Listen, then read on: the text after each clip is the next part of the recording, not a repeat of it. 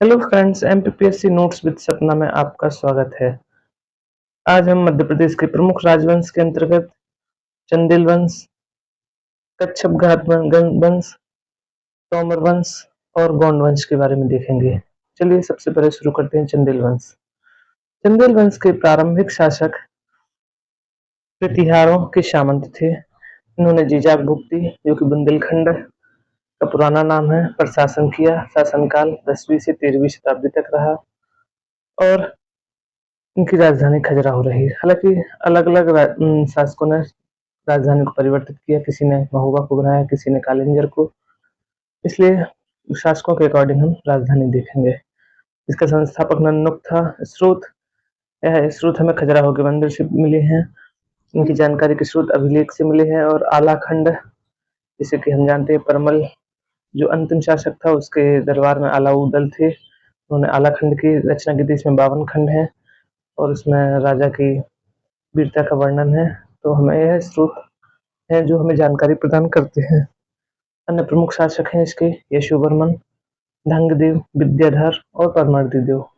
इनका नाम परमल भी है। प्रमुख उपलब्धियां। यशोवर्मा सबसे पहले देखते हैं। राजा यशोवर्मा या यशोवर्मन भी कहते हैं। यह हर्ष का पुत्र था और उत्तराधिकारी था। पराक्रमी शासक था। कालिंजर को जीता और महोबा को राजधानी बनाया। खजुराहो में विशाल विष्णु मंदिर, जिसे चतुर्भुज मंदिर भी कहते हैं, का निर्माण कराया। इसे लक्ष्मण मंदिर भी कहते हैं। ढंगदेव, ये 2 मार्क्स में भी क्वेश्चन आ सकते हैं या प्री में भी पूछे जा सकते हैं कि चतुर्भुज मंदिर का निर्माण किसने कराया। ढंगदेव यशोवर्मा को पुत्र एवं उत्तराधिकारी, चंदेलों की वास्तविक स्वाधीनता का संस्थापक, राजधानी कालिंजर से बदलकर खजुराहो स्थानांतरित की और विश्वनाथ मंदिर का निर्माण कराया। खजुराहो में विश्वनाथ मंदिर है जो ढंगदेव ने बनवाया था। नेक्स्ट आता है विद्याधर। 1019 से 1025 ईस्वी तक शासन किया। गुर्जर प्रतिहार शासक राज्यपाल की हत्या की। महमूद गजनवी के आक्रमण के समय उससे शांति समझौता किया। इन्होंने राज्यपाल की हत्या इसलिए की थी क्योंकि राज्यपाल ने महमूद गजनवी से आक्रमण में पराजित हुआ था, इसलिए इन्होंने राज्यपाल की हत्या कर दी।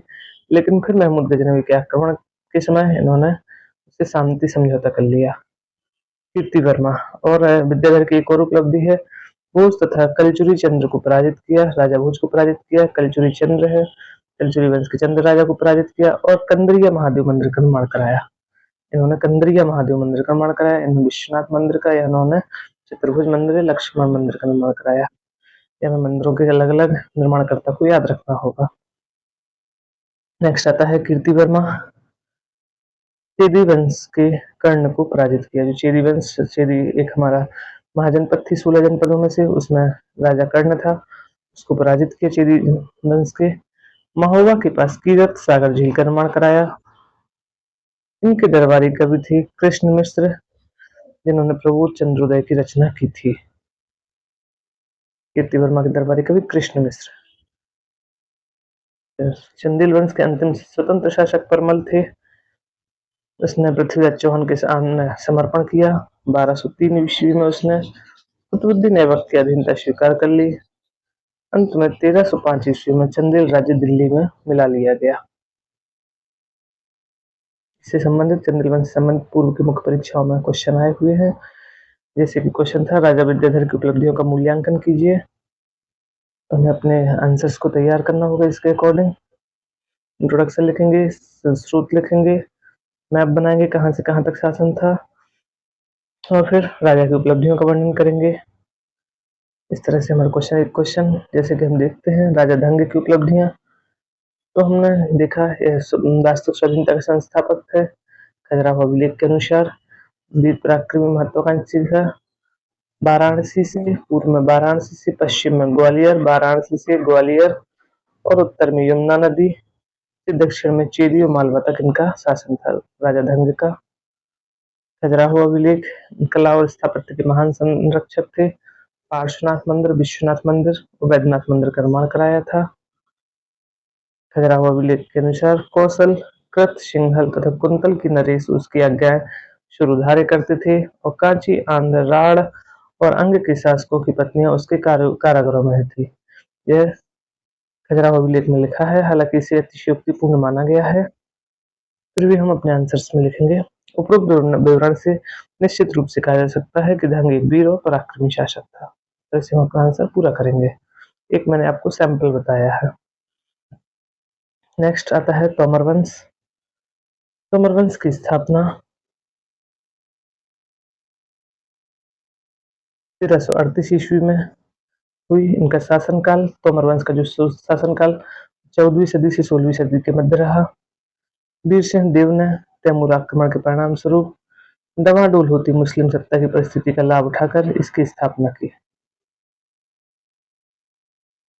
वीर सिंह देव ने तोमर वंश की स्थापना की थी उस समय जब तैमूर का आक्रमण हुआ था और मुस्लिम सत्ता की स्थिति कमजोर होती जा रही थी, डवाडोल हो रही थी, तब हुई थी तोमर वंश की स्थापना। 1338 ईस्वी में इसकी स्थापना हुई। स्रोत तुजो के बाबरी, रोहतासोगढ़ शिलालेख, यहाँ हमारे शिलालेख हैं। और ये आत्मकथा बाबर की तुजो के बाबरी में भी इसका वर्णन मिलता है। प्रमुख शासक उद्धरणदेव, विक्रमदेव, डुंगरेंद्र सिंह, कीर्ति सिंह, मान सिंह और विक्रमादित्य। अभी तक के मैं इसके आंसर्स में क्वेश्चंस में ग्वालियर का कच्छप घाट वंश, तोमर वंश, गोंड वंश के बारे में क्वेश्चन नहीं पूछा गया है। हो सकता है नेक्स्ट एग्जाम में यह क्वेश्चन पूछे जाए। प्रमुख शासक के नाम याद रखेंगे, 2 से 3 शासकों के नाम याद रखेंगे, इनकी उपलब्धियां, एक एक शासक जो मुख्य शासक हैं उनकी उपलब्धियों को देखेंगे। सबसे पहला है वीर सिंह देव। वीर सिंह देव संस्कृत का प्रकांड विद्वान एवं आयुर्वेद का ज्ञाता था। इन्होंने तोमर वंश की स्थापना की थी और दुर्ग भक्त तरंगिणी ग्रंथ की रचना की। इतना हम लिखेंगे। वीर सिंह देव के बारे में 2 मार्क्स में भी आता है, तो हमें अपने आंसर्स तैयार रखना होंगे और कोई भी टॉपिक छोड़ना नहीं है, ताकि हम अच्छे से अच्छा अपना पेपर कर पाए। इसको बार बार रिवाइज कीजिए, अपने नोट्स बनाइए, अपने रिवीजन को लगातार कीजिए, निश्चित ही आपको सफलता मिलेगी। नेक्स्ट क्वेश्चन, नेक्स्ट शासक है विक्रमदेव। दिल्ली के शासक नसरुद्दीन मोहम्मद तुगलक के सेनापति मल्लू इकबाल खान ने ग्वालियर पर आक्रमण कर ग्वालियर के किले को जीतने का असफल प्रयास किया था। इनके शासनकाल में मोहम्मद नसरुद्दीन मोहम्मद तुगलक था, जो उसके सेनापति मल्लू इकबाल खां ने आक्रमण किया था और असफल प्रयास था ग्वालियर के किले को जीतने का। नेक्स्ट है डुगरेंद्र सिंह। इन्होंने जौनपुर के सुल्तान मुबारक शाह ने, इनके समय जौनपुर के सुल्तान मुबारक शाह ने ग्वालियर पर आक्रमण किया था। मुबारक शाह ने। मालवा के शासक हुसैन शाह ने भी ग्वालियर पर 2 बार आक्रमण किया था इन्हीं के समय में। मेवाड़ के शासक राणा कुंभा और कश्मीर के शासक जैतुलाब्दीन से इनके मैत्रीपूर्ण संबंध थे। नरवर में दिल्ली के सुल्तान द्वारा नियुक्त सूबेदार बेहर खां को पराजित कर नरवर को अपने अधीन किया था। इनकी उपलब्धियां हुई डुगरेंद्र सिंह की। और अलाउद्दीन खिलजी से इन्होंने कोहिनूर हीरा प्राप्त किया था।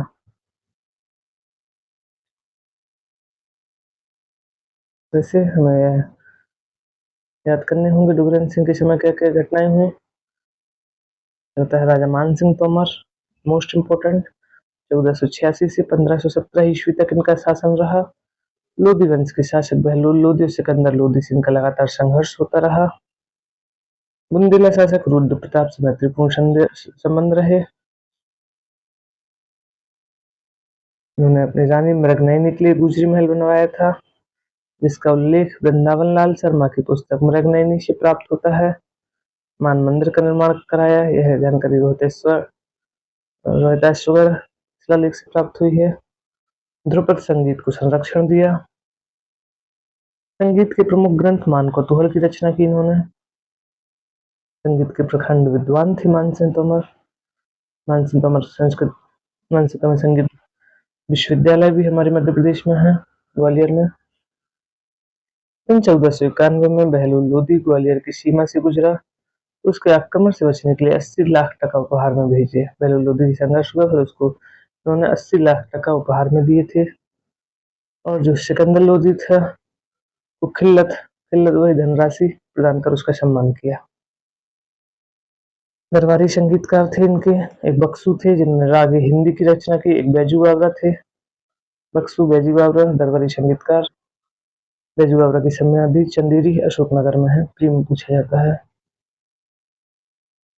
नेक्स्ट है लास्ट अंतिम शासक विक्रमादित्य विक्रमजीत सिंह भी कहते हैं, यह अंतिम शासक थे। 1518 में इब्राहिम लोदी ने पराजित कर ग्वालियर को दिल्ली सल्तनत के अधीन कर लिया था। इब्राहिम लोदी ने उनको पराजित किया था और दिल्ली सल्तनत के अधीन हो गया था ग्वालियर। और पानीपत के प्रथम युद्ध में इब्राहिम लोदी की ओर से युद्ध में भाग लिया और शहीद हो गए। इसका वर्णन तुजुकी बावरी में मिलता है। इस तरह से हमारा तोमर वंश और उसके प्रमुख शासक उनकी उपलब्धियां पूरी होती हैं। नेक्स्ट आता है गोंड वंश। गोंड वंश के बारे में इसी 14वीं से 18वीं शताब्दी तक रहा। इसके 4 साम्राज्य थे। गोंडों के 4 साम्राज्य थे, गढ़ामंडला में, एक देवगढ़ में, एक चंदा में, एक खरेला में। हम अभी तक सबसे मोस्ट इम्पोर्टेंट गढ़ामंडला को ही अधिकतर पढ़ते हैं, लेकिन मेंस की दृष्टि से हमें चारों को थोड़ा देखना होगा। सबसे पहले आता है गढ़ामंडला। 15वीं सदी के प्रारंभ में मध्य प्रदेश के दक्षिण पूर्वी भाग में विंध्याचल और सतपुड़ा पहाड़ियों के मध्य एक समृद्ध गोंड राज्य स्थित था। यह राज्य गढ़ा, गढ़ा कटंगा और गढ़मंडला आदि नामों से प्रसिद्ध था। जो विंध्याचल की पहाड़ी, सतपुड़ा की पहाड़ी, यहाँ पर पूर्व की ओर, उत्तर पूर्व की ओर गोंड साम्राज्य विस्तृत था। संस्थापक यादव राय, प्रमुख शासक संग्राम सिंह, दलपत शाह, नरेंद्र शाह, रानी दुर्गावती। उपलब्धियां राजा संग्राम सिंह गोंड वंश का सबसे प्रतापी शासक था। 52 गणाधिपति की उपाधि धारण की। क्यों? क्योंकि 52 गणों को जीता था। वास्तविक नाम था अल्हड़ आम्हड़दास। संस्कृत काव्य ग्रंथ 10 रत्नमाला की रचना की और सिंगौरगढ़ का किला, चौरागढ़ का किला, बाजना मठ इत्यादि का निर्माण कराया।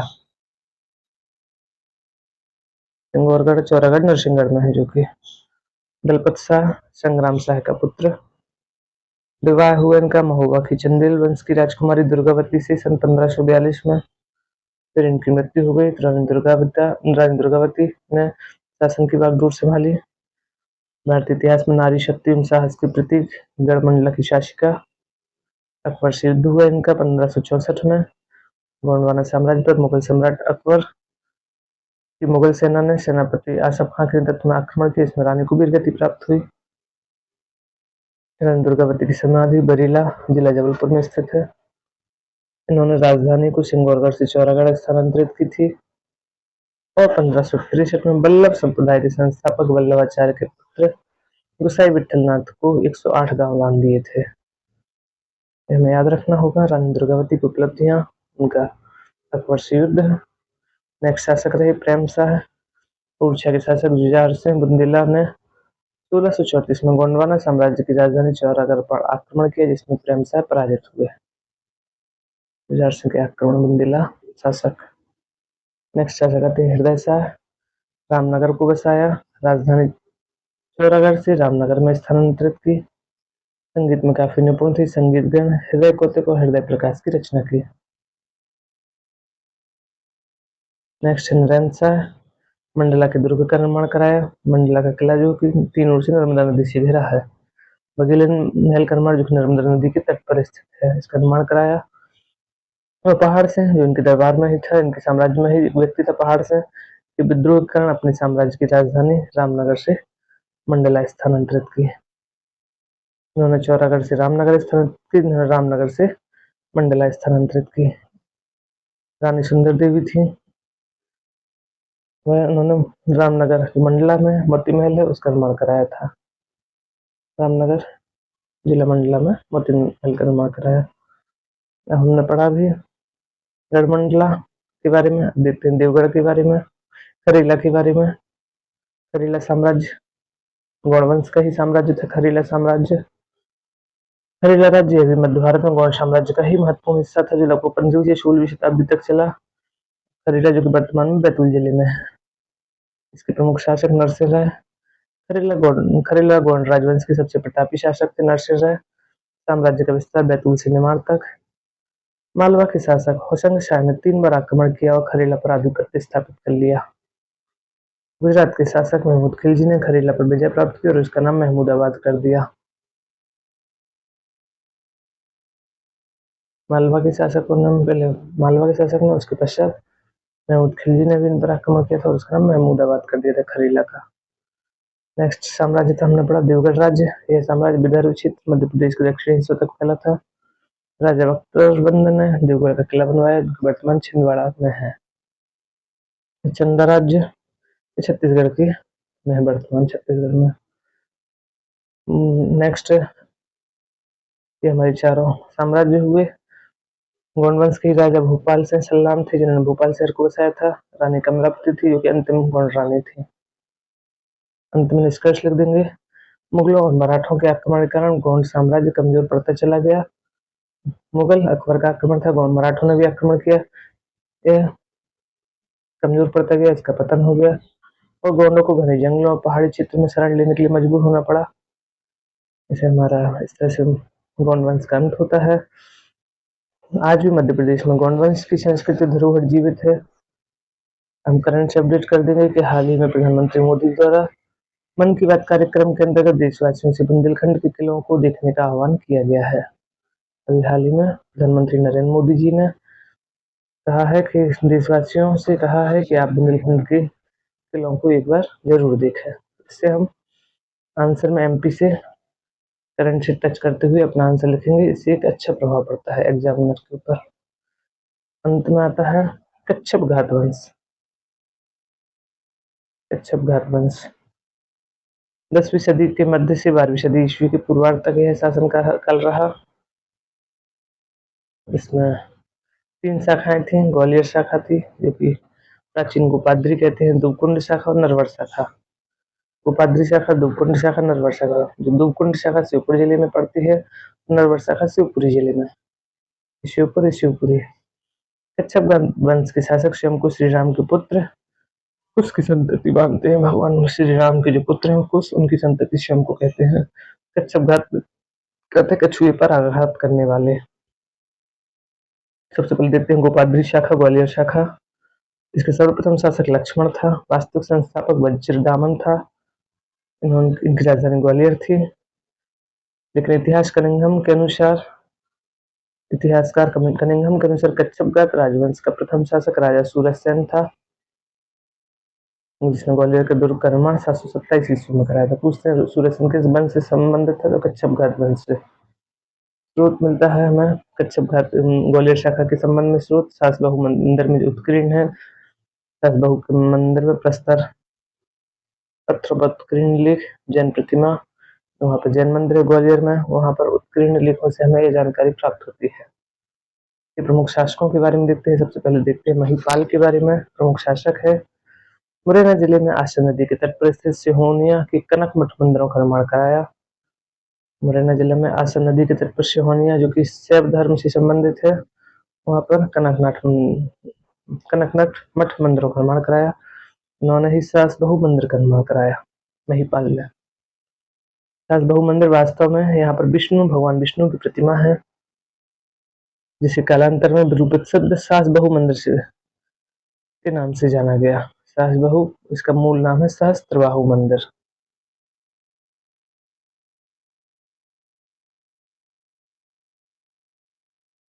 नेक्स्ट है दुवकुंड शाखा जो कि हमारी शिवपुर में है। जैन मंदिरों से प्राप्त शिलालेख से हमें इस शाखा के बारे में प्रमाण मिले हैं। युवराज इसका संस्थापक था, जिसने कच्छप घात कुलभूषण की उपाधि धारण की थी। नेक्स्ट नरवर शाखा जो कि अशोकनगर में है। तो प्रथम शासक गगन सिंह, अंतिम शासक नरेश वीर सिंह रहा। श्रुत ताम्रपत्र नरवर से प्राप्त हुए हैं। इससे हमें इस वंश के बारे में जानकारी प्राप्त होती है। आज हमारी यूनिट 2 मध्य प्रदेश के प्रमुख राजवंशों से संबंधित चैप्टर पूरा होता है। कल हम यूनिट 3 के बारे में देखेंगे। आपको वीडियो कैसा लगा कमेंट करके जरूर बताएं। यदि वीडियो अच्छा लगा है तो प्लीज चैनल को सब्सक्राइब करें, वीडियो को लाइक करें। धन्यवाद।